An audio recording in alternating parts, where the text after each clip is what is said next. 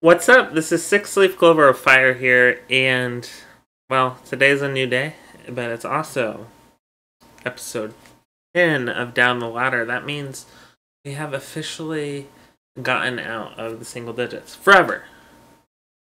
We'll never be in the single digits again on Down the Ladder. And I wanted to start this video differently. First of all, I want to say it's been a wild ride so far. And I woke up today. I can't say this morning because I actually got up at like 1:30 in the evening, or not in the evening, 1:30 in the afternoon, and I just had an epiphany. And that epiphany is that I absolutely hate playing the King's Indian defense. And I've played it for like a year, and I just now realized I hate it. I think it's an incredibly strong defense. I know a lot of theory for it, but that and the Pirc defense I just hate. And I'll show you why, and I'll explain why. So, first of all, I hate playing against the Trompowsky attack. I think the Trompowsky attack is very strong and can be very scary. But that is the kind of the smallest thing. The other reason I hate it is because c4 is standard, but they can also play knight c3. And now this is no longer the... Oh, I messed up. Sorry. This is now no longer the King's Indian defense. It's become the Pirc defense, which I hate even more. The reason why I hate this even more is because now white can play bishop c4 when that wouldn't be available for them had they played c4. Plus, they're up a tempo from where you would normally want to be in the King's Indian defense, if that makes sense, because they didn't take time to play c4. The other reason why I decided I absolutely hate playing it is because white has a very simple idea if they want, and that is immediately creating a battery to try to trade off the bishop. And this is incredibly difficult to stop. For example, they can just shut down the center. They'll probably want to play that. But now, look. It's probably not too easy now. I don't know what's going on here. Why this is completely winning for black. But just focus on the idea here. Not what Stockfish says. Obviously, this position isn't correct for it. But you wouldn't want to trade, first of all. You wouldn't want this. You would want... I know I'm missing Stockfish's brilliant idea. But you would want this. And I don't like this. This is just ugly. Also, let me just read to you the text message I sent my chess coach. I hate playing against the Trompowsky. There's too much theory with the kid and the Pirc. They will try to trade for your fianchettoed bishop, and that's hard to stop. If you do stop it, it weakens your king. Playing f5 is a common idea with this attack, but that weakens your king. You have to give up the center, of course. I feel like white takes advantage of the D and E files when playing against it as well. So I do have some really good points. Not saying the King's Indian is bad, it's just bad for me. And not just bad for me, bad for my mental health, if I'm being honest. I just don't like it. The other thing I wanted to touch on is... what else? Oh, yeah. So I used to play the Stonewall Dutch, but Well, it's also another great opening. Playing the F pawn, which is also very common in the King's Indian defense later on after they cancel, inherently weakens your king. Look at this. So, those are all the reasons why I'm going to stop playing the King's Indian defense. Forever. And the Pirc defense. What have I decided to play instead? Well, I'm glad you asked. D5, I don't mind at all. Usually, if a player plays E4, they want to see E5. However, D4 and then playing D5, it's not really that big of a deal for black. They try this? Semi-Slav. I love the Semi-Slav. I watched a lot of videos on the Semi-Slav today, and I absolutely adore the structure. Plus, there's a really cool trap if they exchange. I feel like people at my level would probably want. This, again, almost looks like a Trumpowski jump here. Watch this trap. This looks like a normal move. They want this bishop out. Sorry, there we go. But you just get a fork. You won the bishop. So, the Semi-Slav is kind of passive, but it has a nice pawn pyramid that you create. The other thing is, I don't play the Caro-Kann, but I play its sister opening, the Scandinavian. It has a similar idea, has a similar structure to the Caro-Kann. Just it's almost broken because this pawn will go away, the D4 pawn or the D5 pawn will go away, and then you'll have like well, that's still a pyramid, but you just don't have that square, and your queen's somewhere, you know. So I like that I have similar responses, you know. So this is why I've chosen the Semi-Slav. Plus, I like castling kingside. You can castle queenside with the Semi-Slav as well, but you really can't with the King's Indian defense. I feel like it's just very flexible, and it's really annoying for white. And if they play the Black Mardeemer gambit, I'm not afraid of it. Which I do also have to be prepared for because I'm a Scandinavian defense player. So I feel like these really complicate. I mean, not complicated. I feel like these really complement each other. The Semi-Slav with the Scandinavian defense. They kind of go together. Whereas the King's Indian defense goes with the Pirc defense. So, you see what I mean? It just makes more sense for me to be a Semi-Slav player.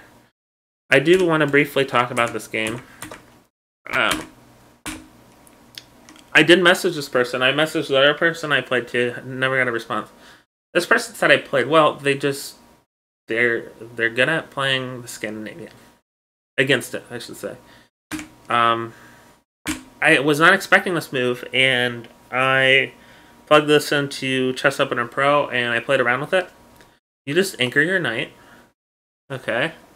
I forget what. Oh, their idea is still attacking this for some reason, and you just give it another anchor.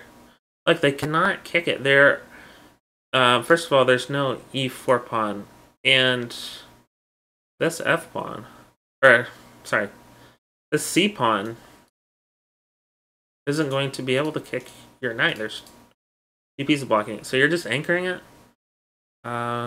And just developing and castling. So now I learned that. So that's awesome. I just wanted to share that as well. But I am feeling much better. And you know what? I am ready to win. So without further ado, I don't want to drop lower than 1,000. I'm ready to win a game. Let's see, will I get a Semi-Slav? No, I won't. But I will get a super French defense. That's what I'll get. So ideas, okay. I hate this move for white. The idea is to sink your knight here. It looks like they kind of already know what I'm going for. But let's see. Let's take a little bit of time. I actually don't like that move, I don't think.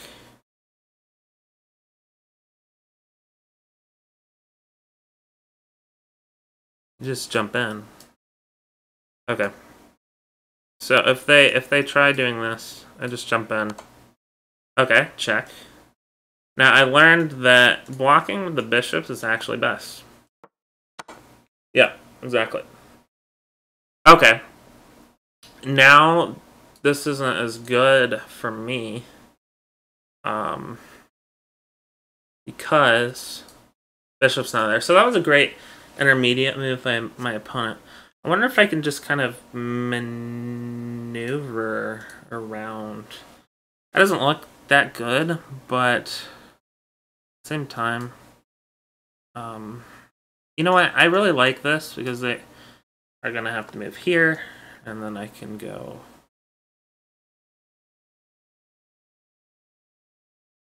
I can get trapped.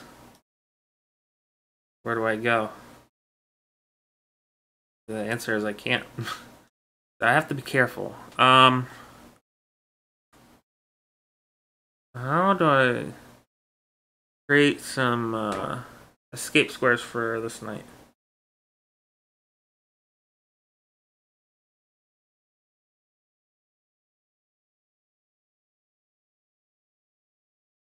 I can actually threaten mate.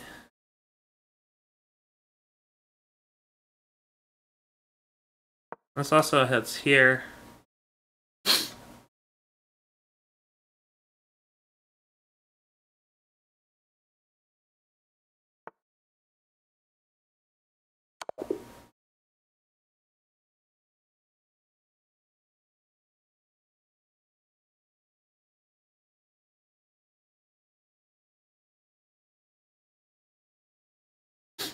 All right, so I just won. Was not expecting to win that fast. Oh wow! Okay, episode 10 off to a great start.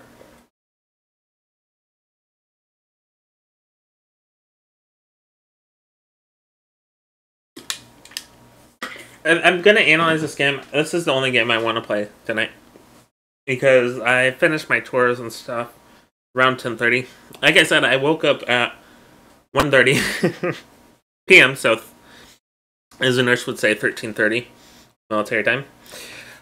Yeah, I just don't really want to play another game. I'll end with that.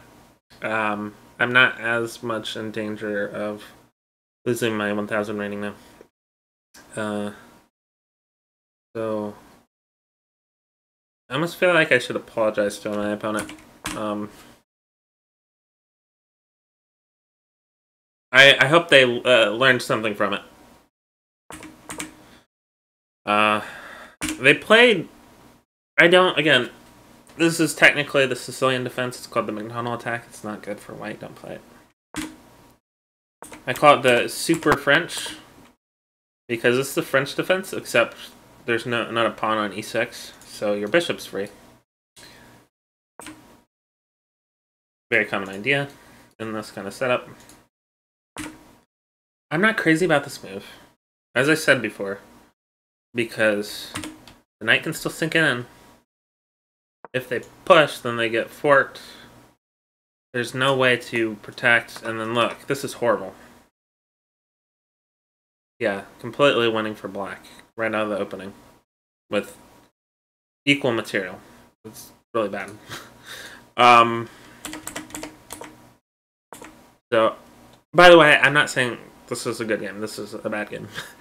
The reason why I say it's a bad game, even though I won, let's say I was playing white. Of course it would be a bad game. Of course it would be a bad game for me. So, I can say this is a bad game because I don't feel like my opponent played to their full potential. They would not be at the level they are now, almost 1,000, if I could just beat them in 9 moves every time. I just think that they had a bad game. Could be for lots of reasons. I actually really like this position check. It actually threw me off.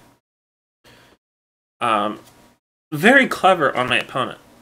I remember that you have to block like this, which looks weird because you wouldn't think you want to give up your bishop pair. Especially if you took the time not to play e6, because you want your bishop to be able to roam. However, you actually do want to trade. First of all, it's a light square bishop that you're trading, which is stronger for white. The light square bishop is white's stronger bishop. It's like the dark square bishop. The dark square bishop is stronger for black. I don't think there was anything wrong with this trade. I think b4 is a very interesting idea. I'm very curious about this. I think this would be very, very good. Look, my opponents completely overextended their king side pawns. This is, again, why I don't recommend the McDonald attack. So they've very overextended their pawns. Not really going to be able to... I mean, they can keep overextending if they want. They really can't castle. Like, anyway. This is just good. This is just good for black. Like, yeah, slight advantage, but keep in mind, this is more of an advantage than you think, because white starts with the 0.4 advantage. So being minus 0.7 is just amazing for black. So, I don't know.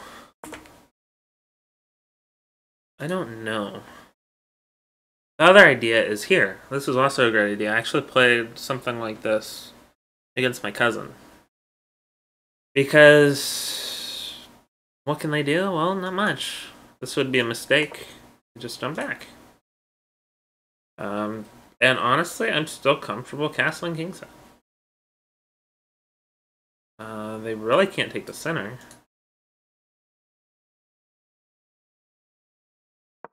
Because, well, they can't recapture. So, what do they do? Probably d3, I guess. I don't know. And then you can anchor it. That knight's not going anywhere. That knight's a monster. With that being said, I don't think I'm playing hope chess by playing knight g3.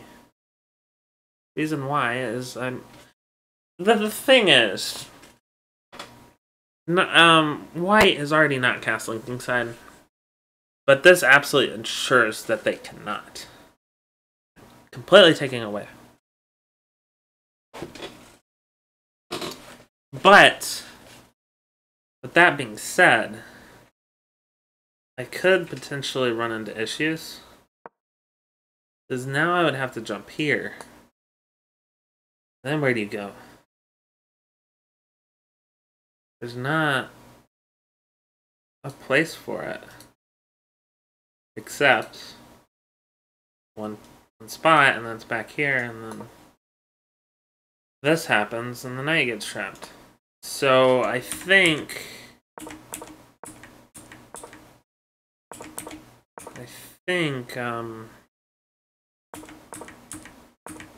this was...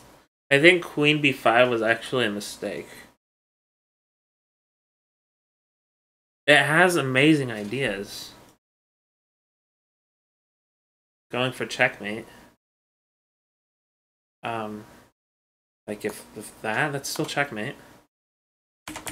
The issue I thought of that was going to happen is obviously the queen can't go here to defend because it just drops. Issue that I saw, and I actually showed this in the game. What if they did that? That defends f1. So that's terrifying. I'm gonna play as if my opponent played Queen f3. Well, let me think here. Is there any way I can kind of counterattack the queen? Doesn't look like it. I think I have to play here. But that doesn't work, does it?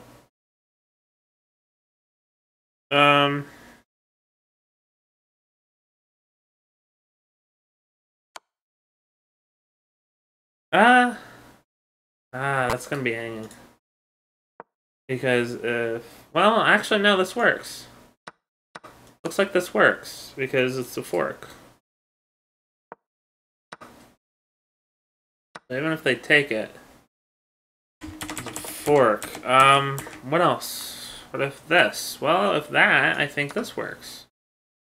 No, it doesn't, because... Oh, no, it doesn't. Because they just capture... Well, no, if they did that, it works. But they don't have to. Do that. And now... Whoa! But that doesn't work. Oh, yes, it does. I am driving myself insane. Because that sees that... Ooh, you just attack. You just attack a pen piece. Doesn't matter if they break it. That would probably be their best move. So I managed to wiggle out of White's attack, and I think Black is just absolutely crushing it here, even with equal material. No, White has a slight edge. To me, it looks like completely overextended, can't castle.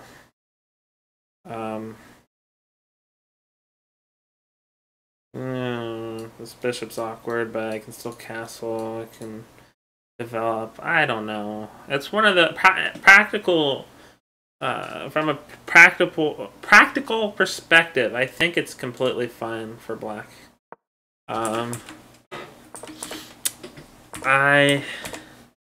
Here, you know what? I realize I can actually just straight up add arrows.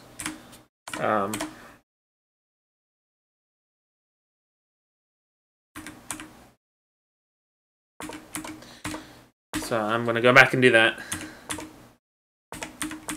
That might be an inaccuracy. We'll see what Stockfish thinks. Because there are ways out. I'm going to add an arrow there. Because, I mean, I do really like this move. I think it's kind of creative. I'm putting pressure here. I'm also threatening mate. So my opponent, I think... You know what? I think the only move that they had... besides that, I think they probably could have played that as well. That doesn't look as good because now I'm attacking it. Now that happens. And Black's winning. So, and I did correctly see it in the game. I had to play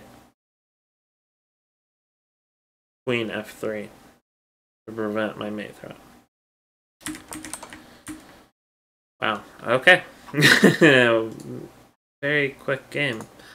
I'm really happy with my playing, and this is kind of why I like the Scandinavian. Yeah, I had a blunder. Hey, I played 76.7% accuracy. They played 69.8%. I played at an 1150 level, and they only played at 1000. I played perfect opening. And then, wow, middle game. Barely even got to the middle game. So let's have Stockfish roast me. No. I think I correctly identified. Yeah, hey, I got it. That is an inaccuracy. I thought that was only a mistake. I didn't expect that to be a blunder. It's just that my opponent blundered harder. Ugh. So this Queen b5 is hope chess. I did correctly identify Queen f3. And now white is completely winning.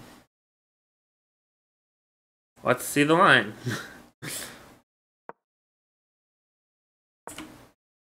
So, saw that move too late and then regretted my decision, but, well, I can't say I regretted it because I won. But, okay, yeah. Beyond the check. Oh. That's evil. White doesn't have to block it. They can just simply inch their king over. But now I'm thinking, okay, well, royal fork. Oh! The knight protect. It's so hard. You don't typically think of pieces that haven't developed as being able to defend. But that does. So, your knight is actually trapped. There is no way to maneuver out of this. To be fair, I genuinely did not think I was playing Hope Chess initially. But then I saw Queen F3 and I was like, ugh, ugh. And I was like, I think my knight is just trapped. But, worked out for me. Yeah, this would have been probably the better line. Or this. Yep. Like I said, that would be a mistake. If I were to replay this game, this is the line I would have gone for. Would be the, knight h6. So yeah, I went for an attack that wasn't there. And I regret it. Of course, if the bishop were still there, this would be great. I think. I'm going to double check. But they had a really nice position check. And then I should have stopped thinking about that idea and started thinking knight h6. Or knight d4. Bidding them to overextend. Also great. Also great. So, let's say they didn't play the position check and they just pushed.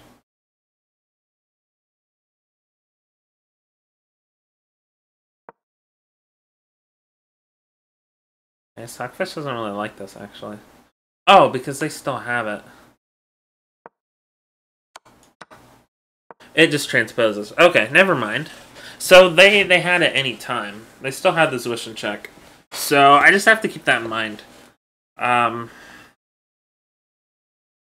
Maybe trying to fork a rook and a bishop isn't the best idea because of that position check idea. With that being said, practically I'm still doing great. And Stockfish acknowledges that. Just because this pawn structure is just bad. It's not good. Just genuinely, it's not good. So again, if I were to replay this game, everything up to here I love, but as soon as I saw this, I would go here. I don't know what White would want to do.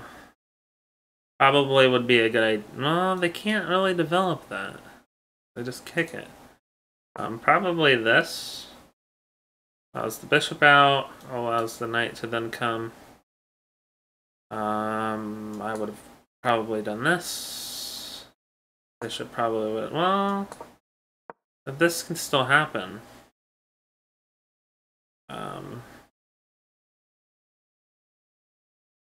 And this bishop is awkward, but the point is,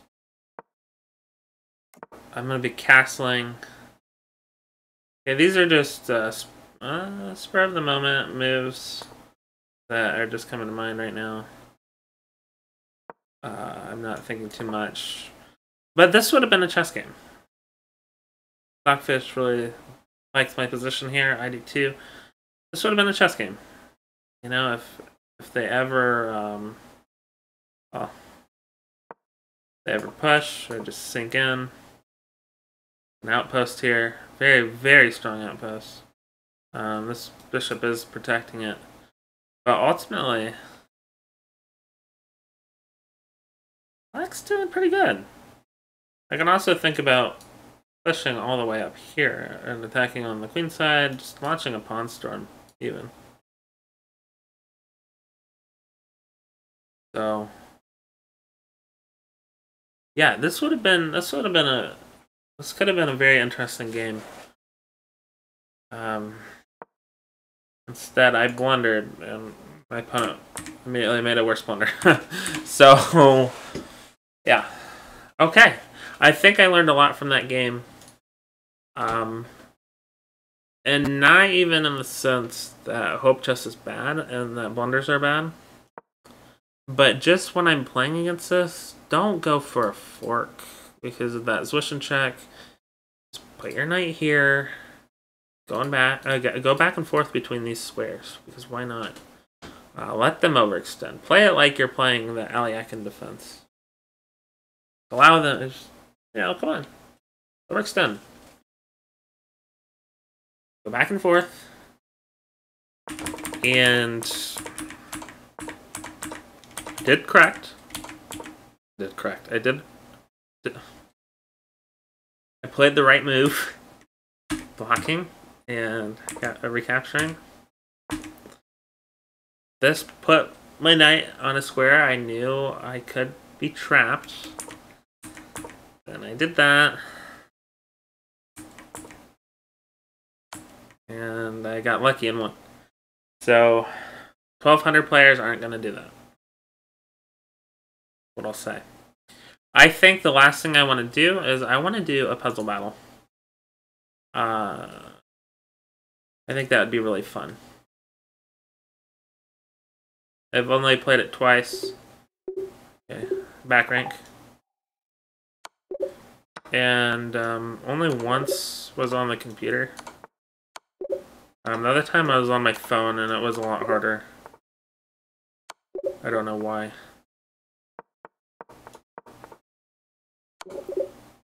But I think this will blindswine me. I think this will help me get faster as well. Like, see ideas faster during my actual games.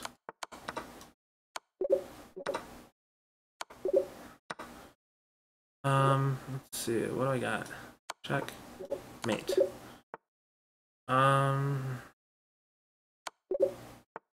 was kind of intuitive. I wasn't really thinking too much. Oh, mate. Inch it over, yeah. Stench. I have to think now. Yeah. What is that? You have 3 strikes, by the way. So you have to be careful. What now? What is this? I honestly don't know. This idea.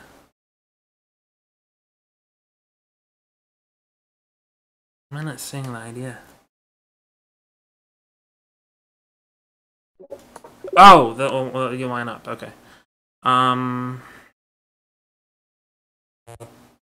Oh, I'm in check. Okay. Oop. There was a mess. Okay. Black to move. And then just push. Yep. Let's see. I can...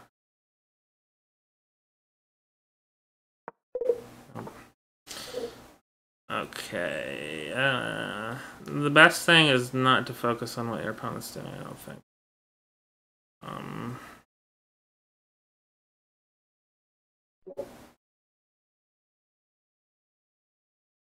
Thinking. Okay, my opponent lost. I won. I'm gonna try to solve this one though. What's the idea? No, I don't know. I won. That was fun. It was fun. I think I played pretty well. So that was my 3rd game and I won. Let's go back. I'm gonna go back. I might try to do these in every video. To capture. Okay. Capture. Captured the wrong way. About here. Oh, you have a fork. Okay. Cool. And then what about this one? Checking. Oh. Okay, so checking the king.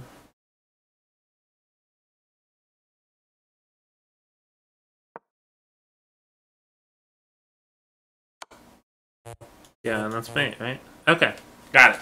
All right. Well, I hope you enjoyed that episode. That was a really weird episode, but I'm switching from the kid and the Pirc to the Semislav.